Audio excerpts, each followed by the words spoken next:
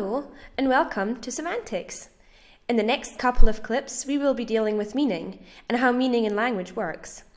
There are a couple of questions we have to clarify, and the first is, what are signs and how do they work?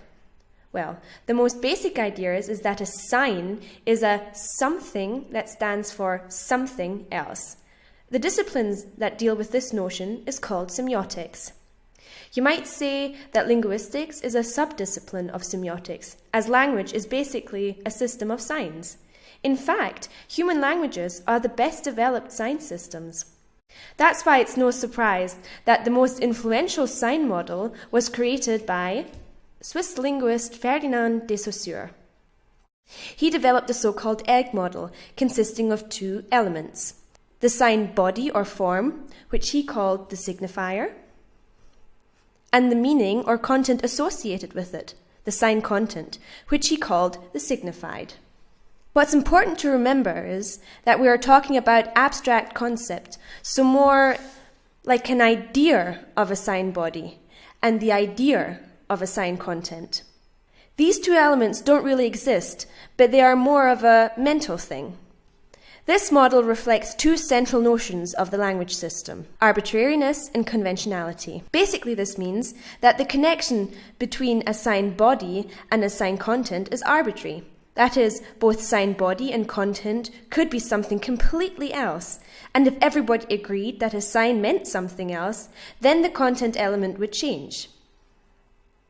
This agreement is what is meant by conventionality. This means that speakers of a language at some point in ancient history agreed that a sign meant something. In theory, any sound combination could stand for any meaning, and in a way this is the case in different languages. It might be easier to understand if we change the trusty 2D egg model to a 3D bone model. Again, you can see that the sign body and the sign content are connected. That if we look at the different languages, different bodies or signifiers stand for the same cognitive notion or signified. This again points towards what we called arbitrariness and conventionality.